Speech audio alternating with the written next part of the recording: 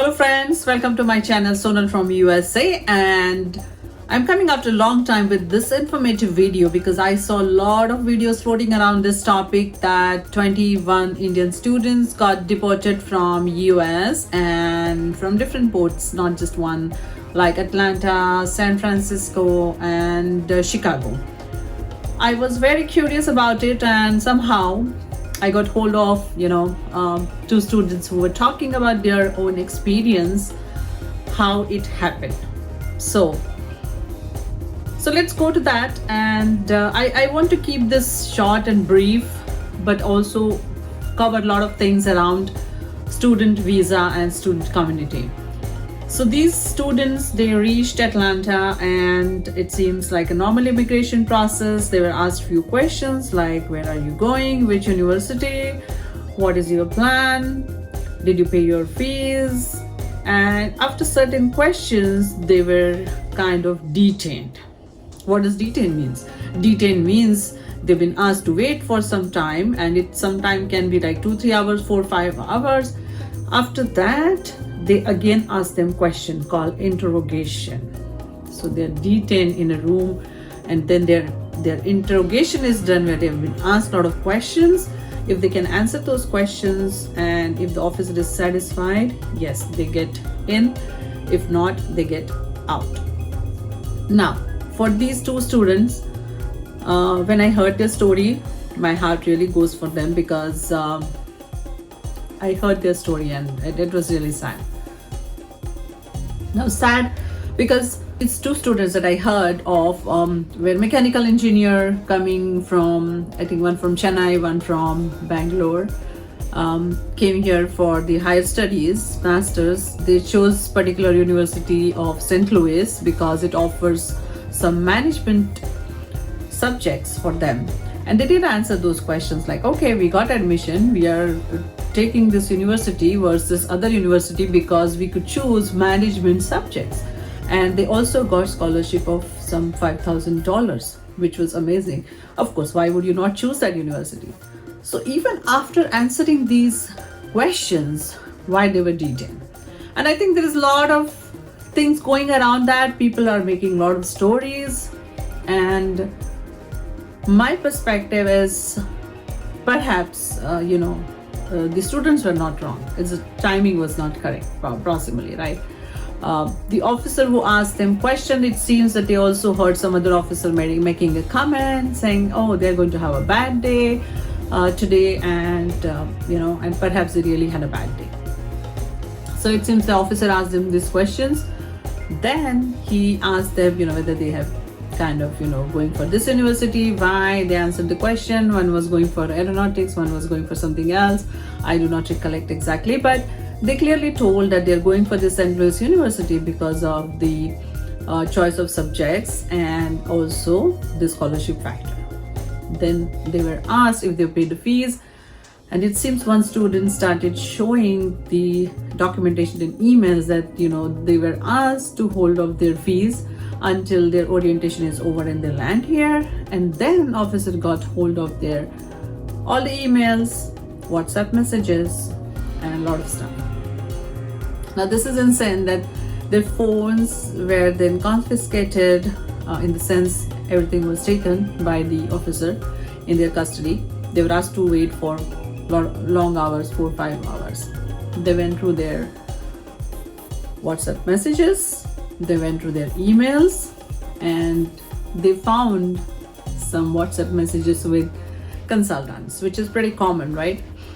That most of the students who are coming here want to be well prepared, so they take guidance from consultants. Consultants do their mock interviews, and a student was asked like, why did you do this? Why did you go for the mock interview? And he genuinely answered that US interviews are tough, and that's why he went for mock interview. But guess what? Officer was not satisfied, and he said that this is not legal. Now, my 2 cents, I don't know if it's legal or illegal. I mean, anybody can be coached, and that's how the person got coached for the visa interview. But the fact that everything was in the phone and they could find the perhaps thought that they're making up stories. So it seems that they saw that there was a mock interview, and they made it up that that you were trying to prepare answers which probably are not real. And this is something kind of triggered me that I need to make this vlog for students, because a lot of stories floating around, and I just, whatever has been done is done, but definitely we need to be more prepared when you come here, because you spend a lot of energy to prepare for MS. Of course, a lot of resources, financial burden that your parents take, and then post that all the students come here. You are almost there in US, and then something happens at immigration which is unexpected. We have never seen this in the history or in the past, that so many students were deported at one time. 21 students is a huge number, and I can see the disappointment. When I heard their story, my heart was really going for them. I really felt bad. मतलब बहुत बुरा लगा कि यहाँ पहुँचने के बाद they had to go back. They were deported. It is not a simple deportation. Deportation may, normally they detain you for 3-4 hours. And that's what exactly happened with these students as well. And after that, they kind of give them white slip, and they say that there would be interrogation. Interrogation may they will ask questions, and the questions answers are satisfactory, they would get entry. If not, they would not get entry. Now for these students, there were 21 students, out of which I could only get the true story real from like 2 students who said that they were asked these questions about why this course, why this university versus other university, and they answered these questions satisfactorily. And after their phones and everything was seen, they were told that it seems that you're coming here for work, you're not coming here to study. I don't think your genuine interest is here to come and study, but instead you're coming here just as a student, and then you plan to work. So as I said, their phones were confiscated, in the sense phones were taken, their laptops were taken, everything was taken by officers. So students could not make the call. They did tell officer that they are in touch with university professor already. They have a good rapport, they can talk to their professor, that they are genuinely going to study and they are going to work. So this whole trauma, I think they had to wait for 3-4 hours. Then the interrogation. After interrogation, all the resources have been taken, their phones, their laptops, everything is with officers. They said that sorry, you cannot enter the country, and then they've been banned for 5 more years to enter United States. Then they are kept in the custody. It's detained room, and these rooms sometimes are very small. Like one lady described it, it was a small room with a commode and only 2 girls. The boy described that his room was little bigger, but with maybe like 15 students, and small beds where they would not even fit, like not even adult sized beds, and a thin sheet like paper to take that as a blanket. And the food which was given was just a little. Of course, after going through this trauma, I don't think students really had the desire to have food, but they still had it, and it was a great. They were given next day flight, like 3:30. Like if you reach here, say at whatever time, and then going through this 3-4 hours wait, then detainment, and then sending them after night, next day 3:30 flight. Huge time lag, and then they were escorted when they got off at the next layover, like whichever layover, Paris or whatever, whichever flight they were escorted by cops. When they reached India, again they had issues in immigration because they were refused here, and Indian immigration said that they need the documentation, which officer had not given to these guys, and then they kind of had an issue.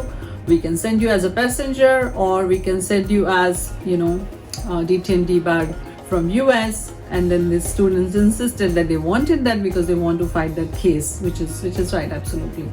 And this is kind of the whole story. Now I will stop here and I will go a little further on the student's case. Now, why this happened? Does this happen every time? Do students really come and work here? Lot of questions and lot of sensation arised here, and I'm sure there is a lot of fear in the students' mind now after preparation also. Will they get through after reaching here? Whether they can enter the country and fulfill their dreams. Now, this was devastating for these students, that they came here with such a dream to get their master's degree, looking for their future career here, and then they are now debarred from entering again for 5 years. Not just that, this would impact their entry in any other country, right? So it's a huge setback for their career, and my heart really goes for them, and I really mean it. I really feel sorry for all of them. That's why I came here today with this informative vlog. Why this happened? When I look back, now my professional career, I will just put those things together. I have seen this kind of instances happening even with employees who come on L1, getting detained, going through the interrogation. We had also seen cases, where people used to come on H1 or L1 and they were rejected at the port of entry. And then, as a company, we had to kind of, say, hey, these port of entries are not safe if you come from here. So, this comes with an experience when we see a lot of people coming. But this was something out of the blue happening at Atlanta. Students were going to St. Louis, Missouri, and South Dakota universities. Some of the students were from Telangana, some of them from Bangalore.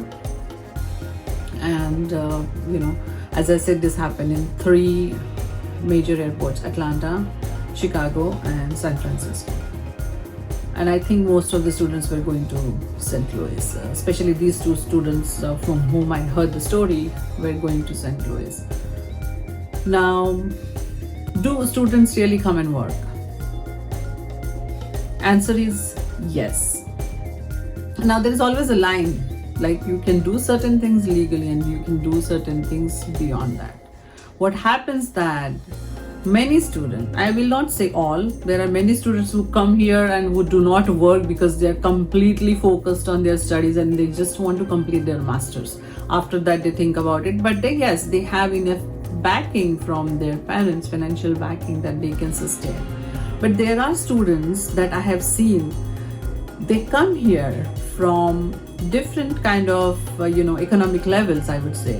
Some of them are like from middle class, lower middle class, where they try to manage funds in the bank by borrowing the funds to show that they have so much 1 year of sustainable fees, educational fees, then their stay and everything. So they show that in the bank. It's a borrowed money. After that is done, they return that money back to the lender, once they land or whatever, I don't know the time period, and that's how they gain entry or to the masters. So definitely they do not have enough funds, so they start working here.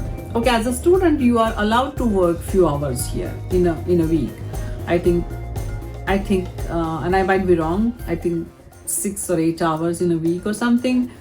They can work in campus, they can work, and there are a lot of students who do this research before coming. Can I work in campus? Do I have any employment opportunities? Like I had done interviews with Shubham, if you see, who had come, and then he was working, in the cafeteria and, earning some amount, getting their breakfast so that they can save that money. But I have seen that a lot of Indian students go beyond that. They go beyond that because they start getting money in cash. Now, a lot of employers do this, that they pay them in cash, which is much lower than the regular standard that the student should gain for per hour basis. Like say for example, Massachusetts, if per hour minimum wage is say 50, employer would pay the students maybe $12 in cash. So cash means no tax, nothing. Students feel that they're getting a lot of money and they start working to sustain their expenses in United States, because it's expensive. It's expensive. If you come to some expensive cities, it is expensive to pay your rent, your day-to-day expenses, your food, everything. So if you do not have enough backing, financial backing, it is possible that you have to work. Now, this is for sustainability. Like they want to sustain while they're doing their masters. Now I have seen another category of students, and I'm saying this from my experience and nothing against any particular student here, and definitely not regarding these 21 students. This is completely my experience that I'm talking about. So this is nothing about these 21 students. I really feel for them. They were coming genuinely here for study. They had their documentation and they were still refused to enter into the country. But I'm talking about students that I have seen, and some of the students have worked for me, helping me in household stuff. Come here just to work. So their whole objective is to come here as a student and keep extending their stay as a student. And they take admission in not really like a top tier universities. They take admission in maybe tier 3 universities, because they know that those universities are not strict. You don't have to attend the college for a long time. You can just go like once in a week, and then rest of the days you don't have to go. And what they do is other days they work. They work as a nanny, they work as a cook, they work in restaurants as a server and earn money. And that's how they continue their education. They keep studying here and they stay here. Now, is that impacting the students who are genuinely coming to study? My guess is yes. Bolte na, one bad apple can spoil the whole thing. And that is what I feel is perhaps happening. And it's not just students' case. I really wanted to come out and talk because a lot of things have impacted. एक चीज वहाँ पे खराब होती है, तो I can say that a lot of things here start impacting. I will take some examples for examples for your understanding. I was just talking about students. I'm shifting here a little bit. In one era, we had a lot of call centers in India, if you know. Everybody used to jump and join call centers because we were earning a lot of money in India, right? All the US-based company, UK-based companies wanted to set up their call center there because they were getting cheap labor. Students were excited to work. They were learning accents. And what happened? Yes, one fraud happened. That was in India. And then, most of the call centers have taken back from India. In fact, when we make a call to bank or credit cards, they tell us, I am Julie from Florida. I am Tom from Texas. They clearly tell that, so that we gain that confidence that I'm talking to somebody local. So at this time, I would only say that, one bad apple spoils the whole lot or creates an impression, and that is what perhaps happened here. These people suffered, these students suffered at no fault of theirs, even though they were genuine, they had documentation, maybe officer had seen such cases in the past. I mean, there can be anything. But as I said, I really feel for those students. I really feel bad about them, that they lost this opportunity. And not just that, their experience was horrible. They were detained here for so long in a room, and then they were sent back. So it was almost, 3 days, like coming here 18 hours, detaining 6 to 8, 10 hours, next day flight 12 hours. So it's a huge, mental trauma and physical strain that they had to go through. I really feel sorry for them. But the point that I'm trying to make, that as a student, now if you're coming, what are the things that you need to remember? And it's worthwhile to see my video, which was going, places a while ago, and now it stopped, and I think I need to change the title because I just mentioned COVID. But a lot of those tips that I have mentioned, and I will put that link again, are very relevant, that you need to be culturally aligned. You need to understand the cultural nuances when you come here, when you're talking to the US officer.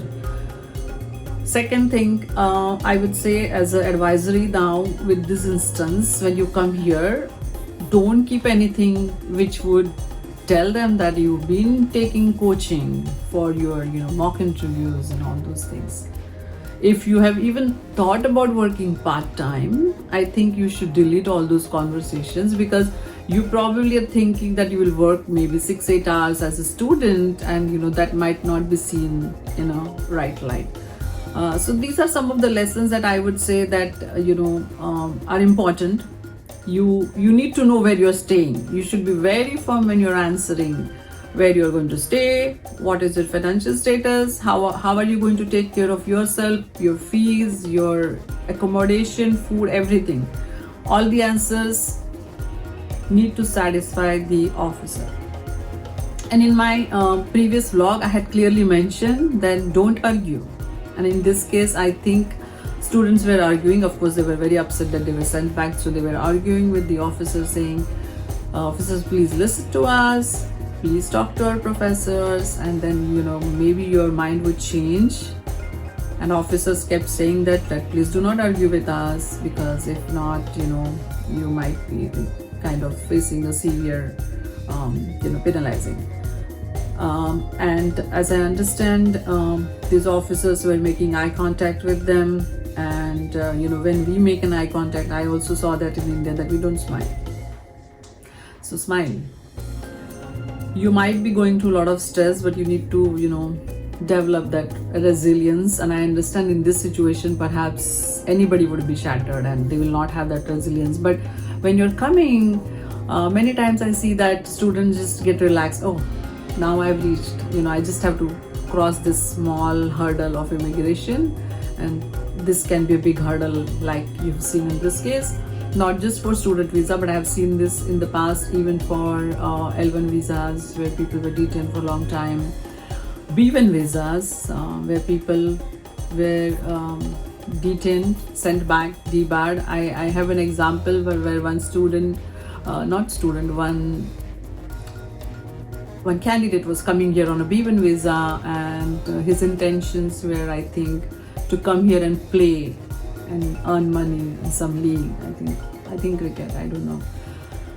And then because he had so many gears, officers detained them, inquired, and most of the time when they're detained, they go under pressure, and sometimes they tell the truth. And officers access everything like phone, WhatsApp messages, and then you have everything out there. Okay, I'm coming here, we'll play together, we'll do this, we'll do that, we'll eat, so a lot of things then are revealed. So best advice, keep your phone clean, keep your laptop clean, just keep official correspondence, at least for while you're coming here, and secondly, have clarity where you're going to stay, how you're going to take care of your expenses, everything.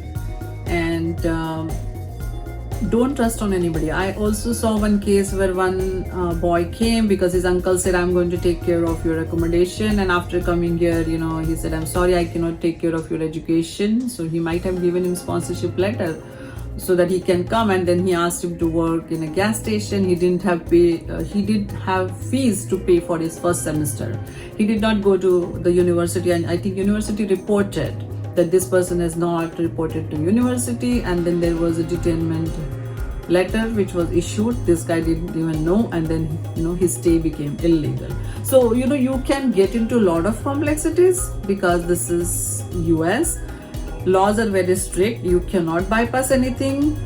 My interview, I have also said, chalta hai, attitude yahan par nahi chalta hai. You have to be clear what you want.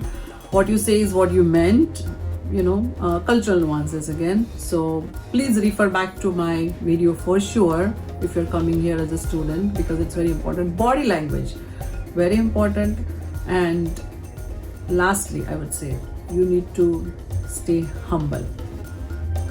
Humble with a smile, and listen to them carefully. Answer only what is asked. Do not elaborate. They don't like it. So if you follow those things, if you're genuine, I'm just hoping and praying that nobody should go through this experience. But these are some of my tips. If you have any questions, feel free to comment here in the comment section. I will be happy to answer. If you need any guidance, any help, please feel free to comment and reach out to me on my Insta or on my email. With this, I would only wish good luck to all the students who are preparing to come here for masters, and people who are dreaming to fly high. I wish you good luck. If you're not subscribed to my channel and you still stay put for more information, I really want to thank you for staying put with my channel. I know that my blogs are not so regular, but I really want to thank you to all those who are subscribed and still being patiently waiting for my vlogs. Thank you, and stay tuned for my next vlog. Wish you good luck again, and if you have any questions, feel free. You know where to reach me. Bye bye.